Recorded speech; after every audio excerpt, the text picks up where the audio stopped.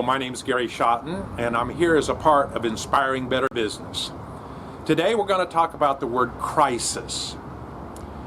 As we enter into business, a lot of people that are not knowing say and think that business is going to be a steady climb up. You start at the bottom and you just progressively go up a step every year and everything works fine up till maybe 30, 40 years. Well, that's not reality. In reality, things go up and down on a erratic fashion. And normally there's going to be some form of crisis involved with your business.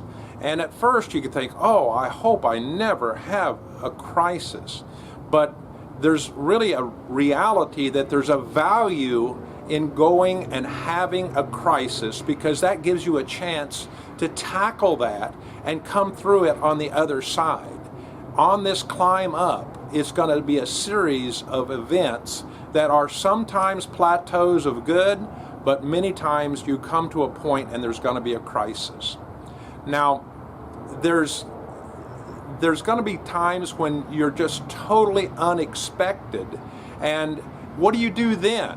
What do you do when you have a crisis? I'm going to read from a book here. You'll know if you listen very long that I'm not a very avid reader, but I do read biographies, and this book called Bread and Butter is about the founders of a franchise here in town called Great Harvest Bread. And on page 42 it says this: I realize businesses are like relationships. They aren't really worth much until you have endured their first good crisis. Think about that. Any relationship you've had, especially one that leads to marriage, or that close of a relationship, if everything is perfect, everyone's dressed nicely, you go out to dinner every night, everyone smells good, everyone has the right look, the right car, everything, that's not reality. I would be suggesting just a little bit of marital advice here, that if you're considering marriage and you still have that chance, you want to see how your spouse handles things when things don't go well, when there is a crisis. It says here again on page 42, until a business has been tested, no one can really be sure if it will last. Let me rephrase that. If you want a business that lasts, you will feel a track record of issues that surface that are considered crisis. I know this, that most business banks do not loan money until you've been in business 3 years minimum. They like to see 7 years, really. If you're going to get some real money, it's got to be several years in. Oh, you can borrow money when the asset, like if you have a $100,000 piece of equipment and you want to borrow like $20,000 to buy the $100,000, there's plenty of equity there. So they'll probably give you that loan. But when they're going to reach out and risk something, it's because they have seen you come through a crisis. You see, if we're looking at this situation when we talk about growing step by step, if you could say that a little bit differently, at every step you would grow to that level, stay at that level, work through the systems and processes, the research, everything we're talking about on our website, work through it at that level, and then also hopefully have some kind of a crisis that you can come through and overcome. That crisis really, and overcoming that crisis, actually gives you the fortitude and the ability to grow to the next level or go to the next step. Now, by the way, I'm going to mention 4 strong crises in my life, so I'm not talking about theory. So you're going to want to come through these situations that are building character in your life, building stamina in your life, the ability to come through, analyze a situation when it's not going well, and then succeed through that to the next level. So I'm going to give you 4 different situations where I had a crisis and how, what happened, and then I'm going to give you some tips on how that you might look at a crisis and get through it. Number 1, I was just getting started some 35 years ago in a trucking company where we moved furniture. And at that moment I had 2 trucks, both old, both paid cash, so I didn't have a loan on them, but they were not really good trucks. And one of them was out on a job away from my shop, and they call in and the carburetor, something's wrong and it won't start, won't run. Oh no, I don't have money for the tow bill. So I decide I will send out my other smaller truck with a chain and pull that bigger truck in so that I don't at least have a tow bill, and then I can get the mechanic to work on it back at my place of business.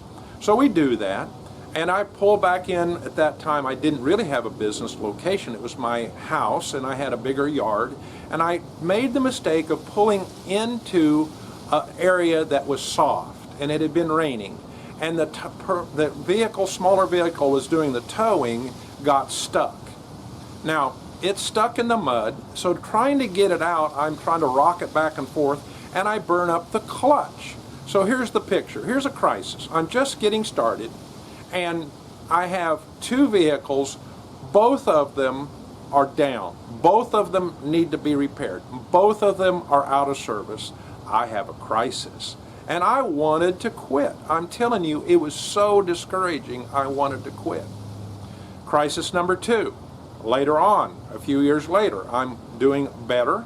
I buy my first brand new truck that's going to go over the road, specially designed for my business, with the anticipation that the driver that has been with me, the person going to operate and drive that truck, is going to be a part of that. They help me pick the truck. I'm thinking they're getting excited about driving for me.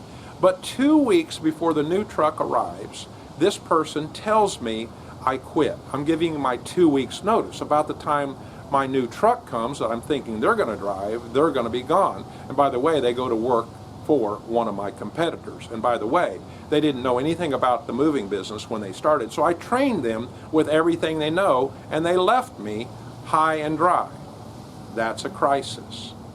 Now in my current business, I'm getting started. Now I have more experience, and I have a bigger business, and I have more equipment, and I buy my first piece of equipment about $500,000. Now I don't write a check for $500,000.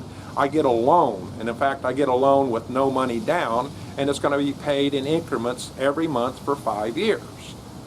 Well, we get our new operator on that, a brand new piece of equipment, and they make a miscalculation, a misentry in the computer, and I now have a brand new piece of equipment that's been crashed. These are powerful. It's been destroyed, and I'm going to have $25,000 to fix my brand new machine before I even put my first job on it.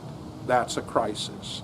Number 4 is the daddy of all daddies as far as I'm concerned. I'm 3 years into my new business. I have lots of loans. I have lots of payments, and we have the economy drop way out of sight. It's so bad that I go from 65 employees down to 24. I have to fire 41 employees because of lack of work. And I have loans like crazy. I am in trouble, I think.